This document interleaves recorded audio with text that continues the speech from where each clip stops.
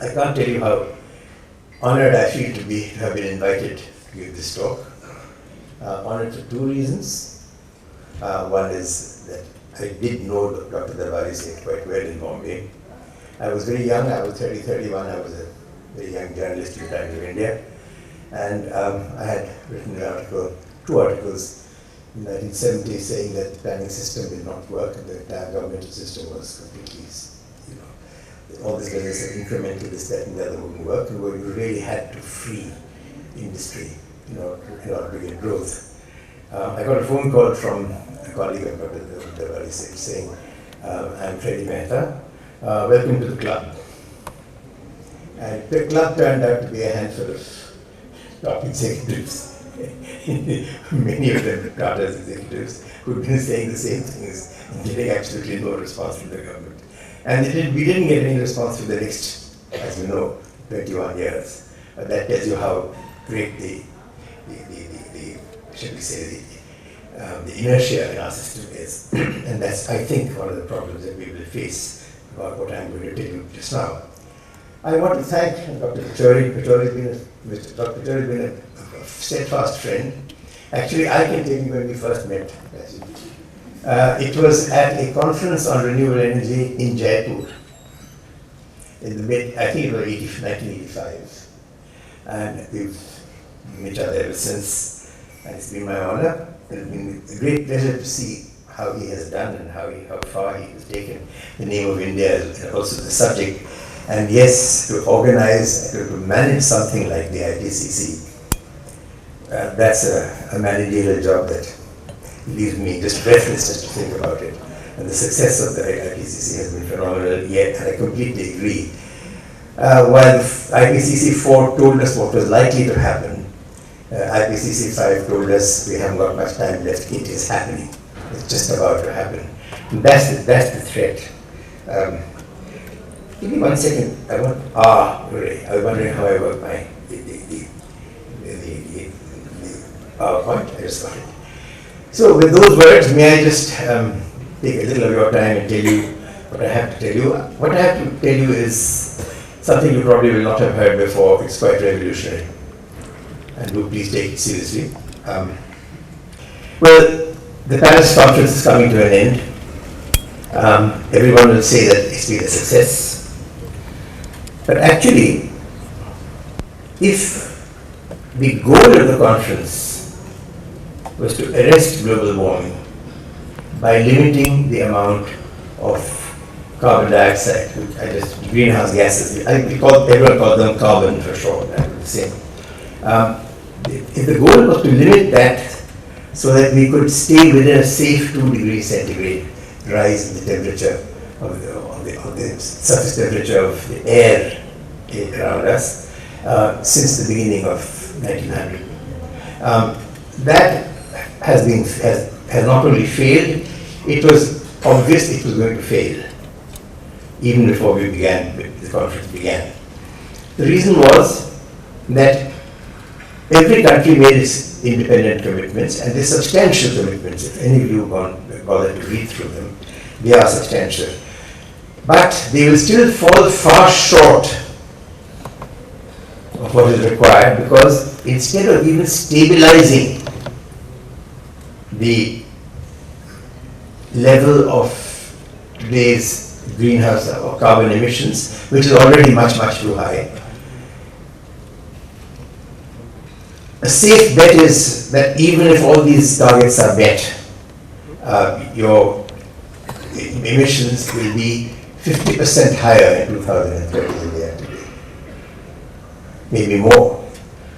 The reason is that while the developed countries have been making commitments to cut absolute emissions, the developing countries' commitments have all been to cut the intensity, the emissions intensity of our growth, the amount of carbon that we emit per dollar of GDP.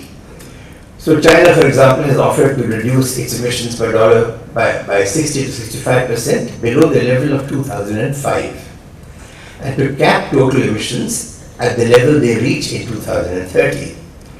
But by 2030, China's GDP will have grown 8 times over 2005. And to cut some arithmetic short, what this means is that their absolute emissions, which are already colossal, they were almost 11 billion tons of carbon per year, will go up by another 60%. For your information, the absorptive capacity of the natural Earth sinks today, Earth's natural sinks today, is only 16 to 17 billion tons. So China in 2030 will occupy it all. That is the situation. India's will go up by 100%. We won't be quite threatening the globe, but taken in conjunction with everything else, it's not going to be exactly, shall we say, welcomed by the rest of the world. And most of the developing countries, with the exception of Brazil, have made similar commitments. There's a thing called the carbon budget, which the IPCC calculated. This is the amount of CO2 that we can afford to release if we want to stay below 2 degrees centigrade rise in temperature.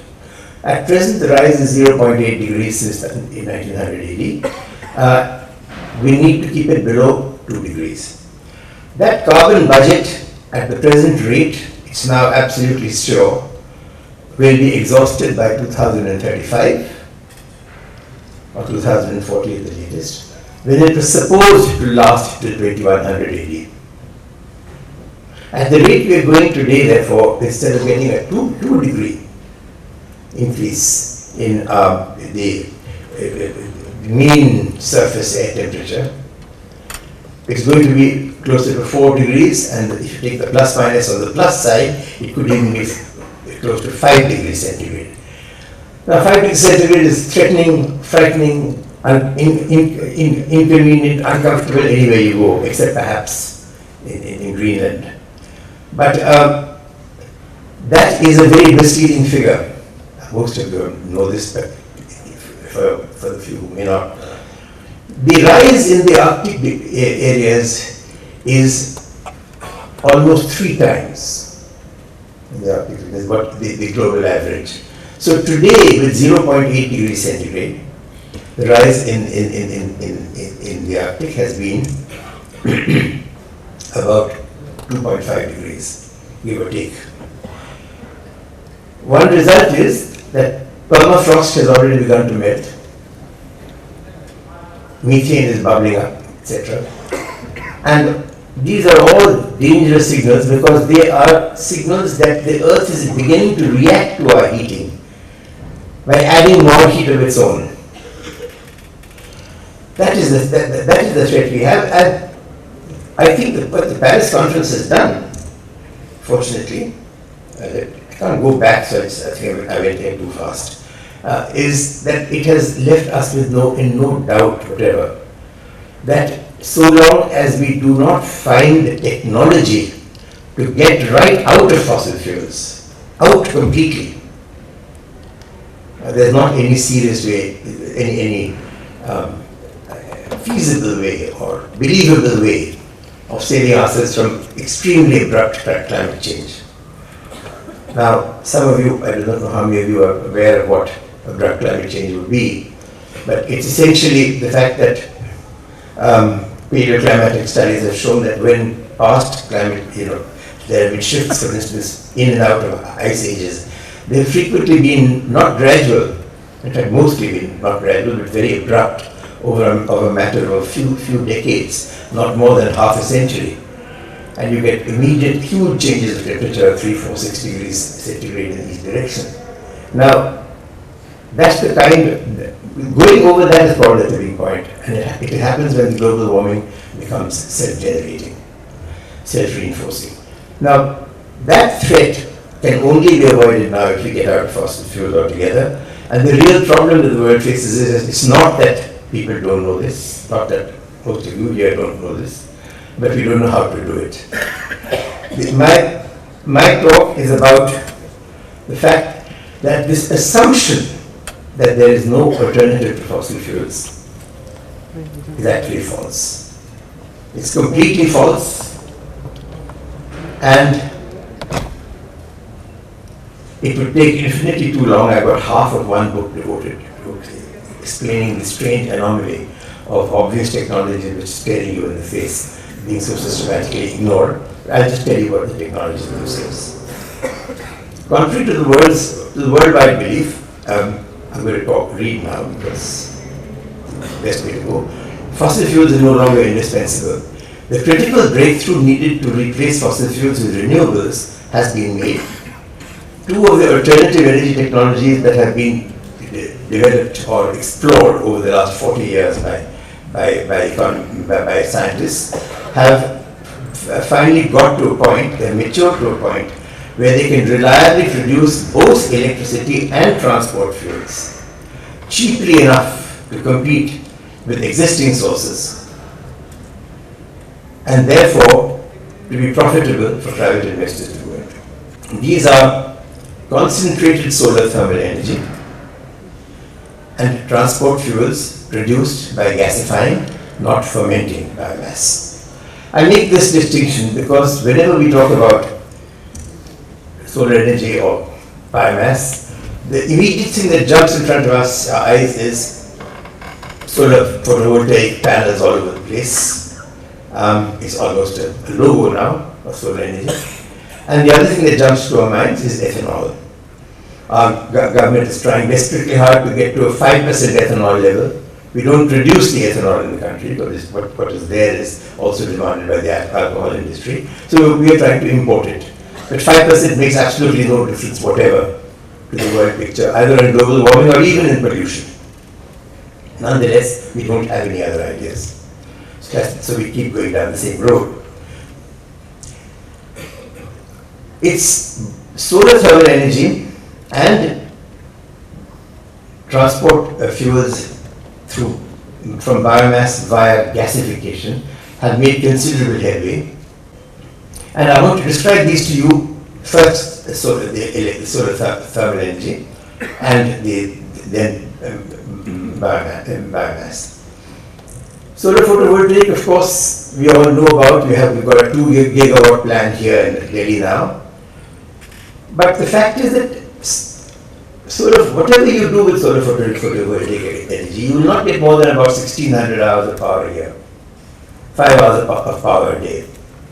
That's the figure that Mr. Piyush Goyal gave recently in Madhya Pradesh, and it's a correct figure. What do you do for the rest of the time?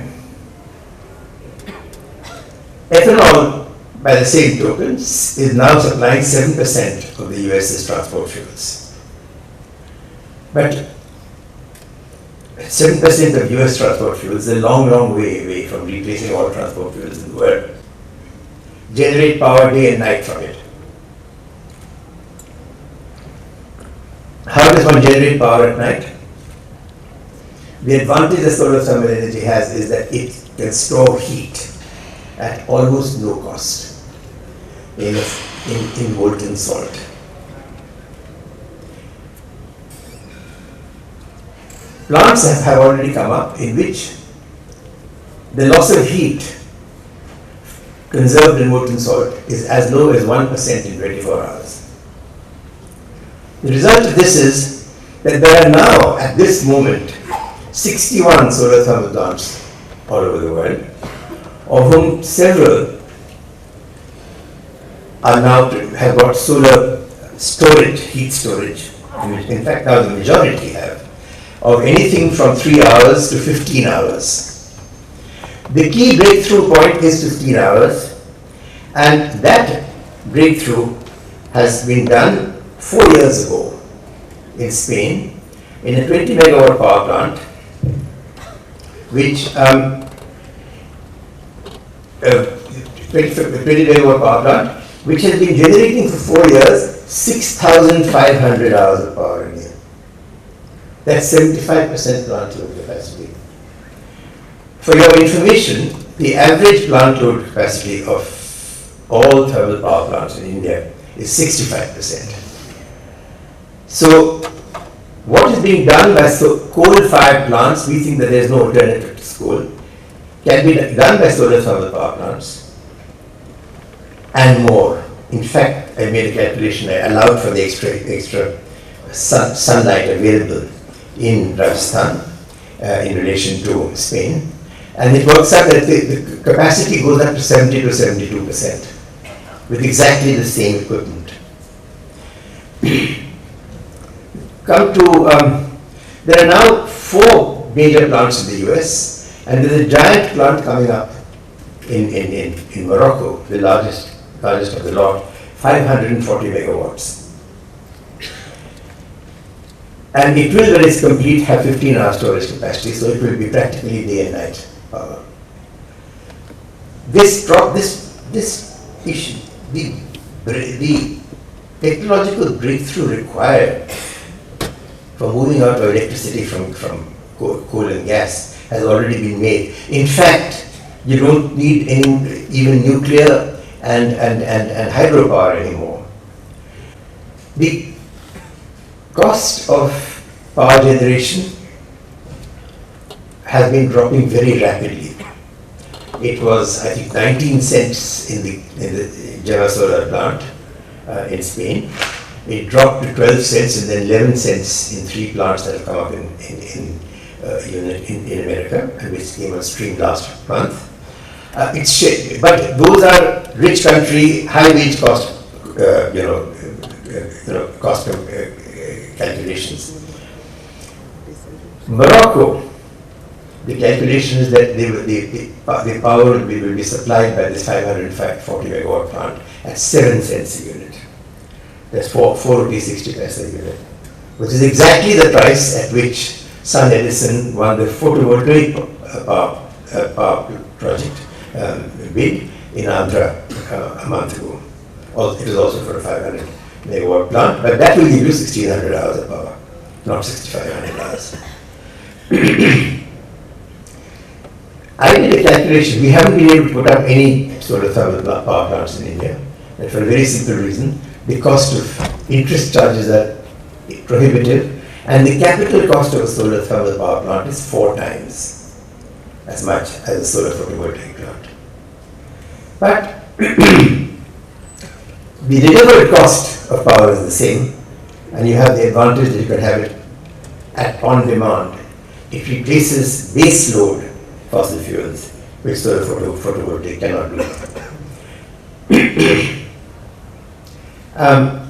Let me now come to transport fuels. As I said, ethanol has made very early, very good progress, but there's strict limitations of supply because it's produced from food crops and creates enormous trouble. And the other thing was, quite apart from the social disruption that it has created all over the world after the US went into this in a big way in 2007, the fact is that the price of food crops starts rising astronomically the moment the demand for ethanol goes up beyond a point. And if you see the curve, they just go straight up into the air like that. So people have realized that unless there's a breakthrough to cellulosic ethanol, which has not happened yet, methanol has reached its limit. Gasification of biomass is a completely different thing. One, you can gasify any biomass.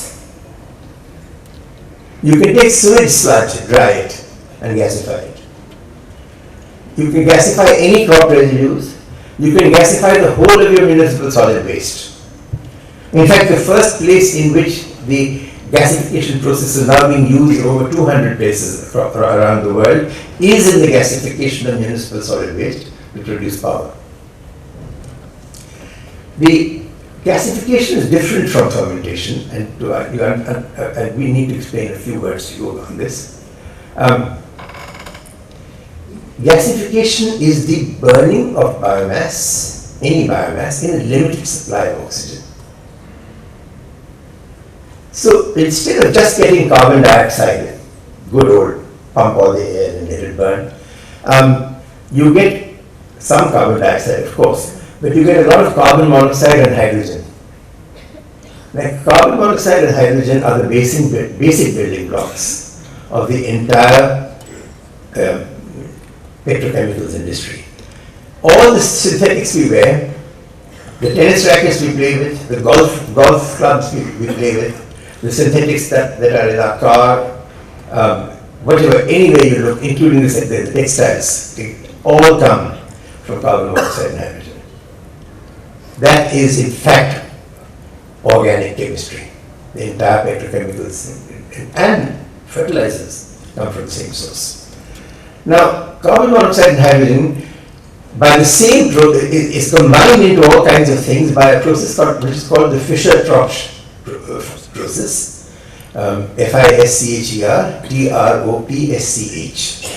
This is more than 100 years old. More than 100 years old. Think of that. And no one's thought of using it for making transport fuels, which is just as easy. Why? Because this process was being used for making transport fuels in Germany at the end of the Second World War, when they ran out of oil fields. They kept getting pushed back and back in Africa. It's being used today to produce 50% of the transport fuels that are being used in South Africa. It's now being used in a larger and larger scale in China. The difference is that the thing that's being gasified in all these cases is coal, not biomass. Biomass gasification requires slightly more sophisticated technology because of the variety of biomass. But over the last 40 years, at least a dozen very highly efficient and dedicated biomass gasification systems have come up, which can handle any kind of biomass you want. Plus, one system has come up, which actually handles anything. It's called plasma gasification. Now again, how far away are we from commercialization?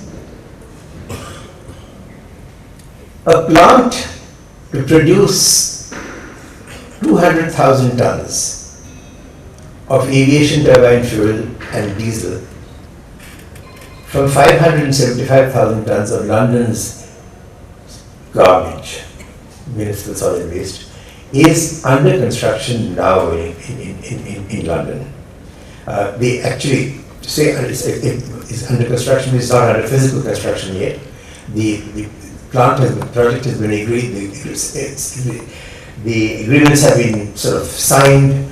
British Airways has signed a power purchase agreement for 11 years with the company. It's an American company.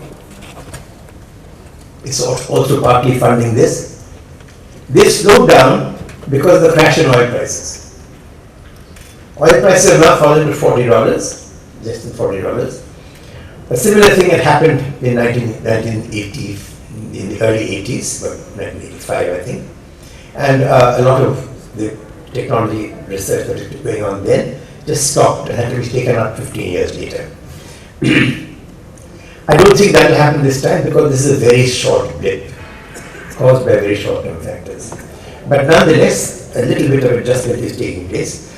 But the technology is fully understood. Now 3 smaller plants, commercial plants, not this giant size of London, are coming up in 3 islands in Hawaii and will be producing in about 6 or 9 months. The same company has put in a proposal with the Delhi administration to do the same thing here with Delhi's garbage and to produce power to start with and transport fuels later. I do not know what the state of that, what stage this is at, but it is certainly a system that is already there. Now, why?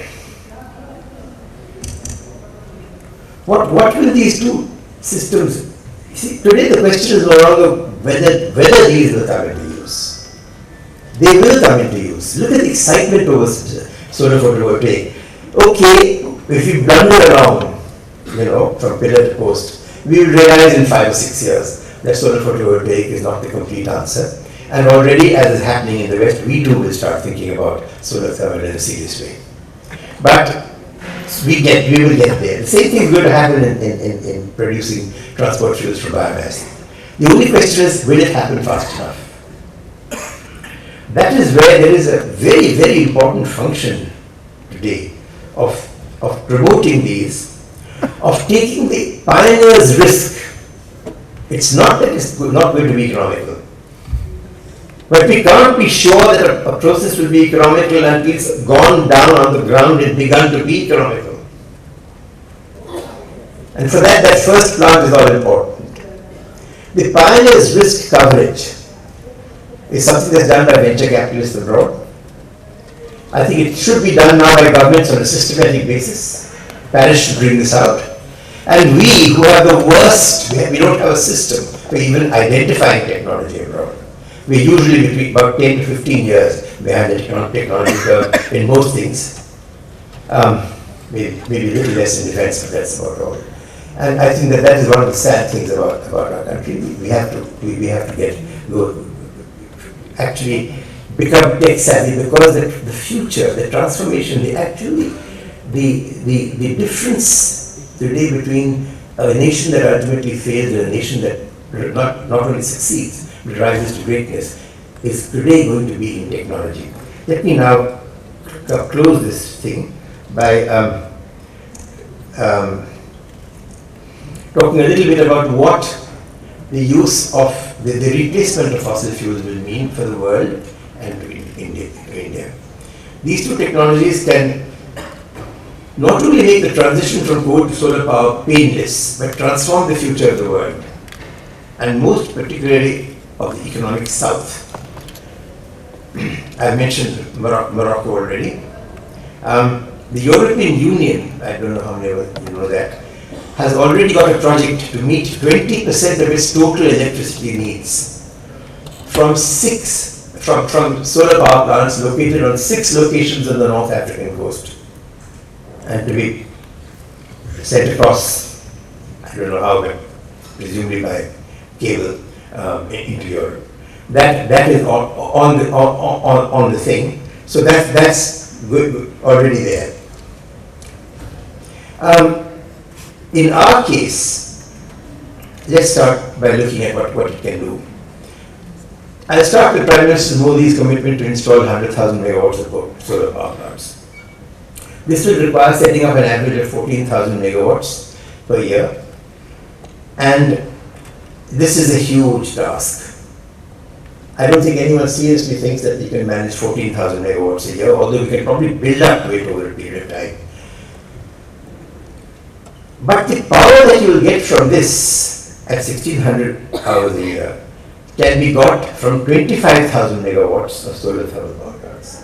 And that means setting up 3,600 megawatts per year over the next 7 years. Now that's entirely doable for Indian industry, the Indian engineering industry, financially also. I think that's not a problem. Above all, land has to be obtained for this. Even desert land is not costly. It has to be negotiated, it takes time. So this is an area where just that one shift gives you a superior, more reliable form of thing. Yes, thank you. And that one shift will do that. The potential in India is absolutely colossal. The last government had earmarked with Rajasthan 35,000 square kilometers of desert land in Rajasthan as a solar reserve. At the rate of the Java solar plant, the land utilization, this is capable of producing 350,000 megawatts of generating capacity. That is double the total coal-fired capacity of India. And it is from just one location in India. There are many, many more. Solar plants could replace hydro plants. We are building 150 of them in the most dangerous area at colossal cost, and which is the northeast, the knot of where 3 mountain ranges come together on the corner of the Himalayas in Nifa. Now that is seismically the most dangerous land area in the whole world. In the whole world, there have been 4 major earthquakes there in the 20th century, all above 8 in Richter scale, going up to 8.7. And if you have the kind of Abadi population that we now have around any power center, you're running a constant risk of death in the millions.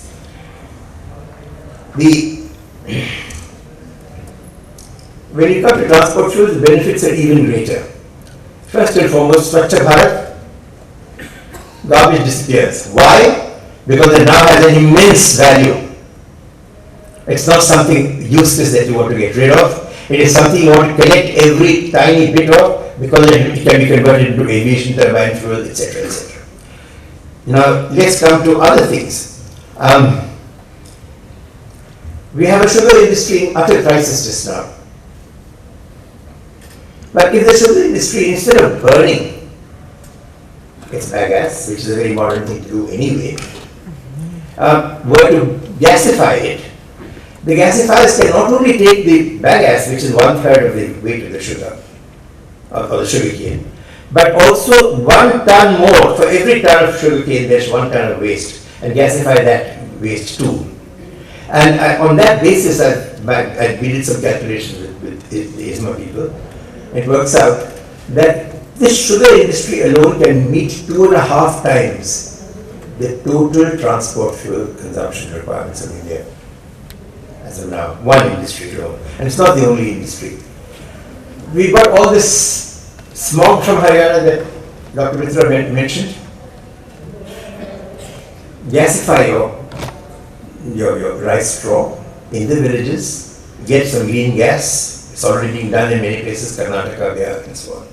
And what you're left with is biochar. Briquette the biochar is very carbon rich. That you can transport long distances, unlike rice straw, and take it and sell it for conversion into transport fuels, or for that matter, even power. More important, what does it do to the income of the farmer when suddenly he finds that it's not just the crop, the grain that is valuable, but everything that he grows, every last thing on the ground. We have 1.5 tons of paddy and 0.3 tons of husk for every ton of grain. The same in wheat, something similar in cotton. The biomass availability is endless. And remember, you do not disturb the food pattern. You don't disturb the land use pattern. You don't release methane, as Brazil is doing in vast quantities from the Amazon by cutting down the trees to make cattle ranges, because the cattle ranges have been turned into soybean farms to feed the soybean to the American ethanol industry. You don't have to face any of these problems. There are no downsides, is what I'm trying to say. There are no downsides, there are only upsides. And it makes us sovereign in foreign exchange. 1/3 of our total imports are oil products. As prices rise, it will become 1/2. 2/3 of our exports go into this. We are constantly in debt. All our Reserve Bank of India reserves are borrowed reserves. But the moment that you go down this road, you convert sort of phantom reserves essentially to sovereign reserves, because you don't need to import the oil, and you also protect your economy from the oil price shocks that we have been getting ever since 1973. I'll stop here. Thank you very much. I wish there's so much more to say in this, because the subject is technical, and I hope you'll ask me questions. Thank you very much.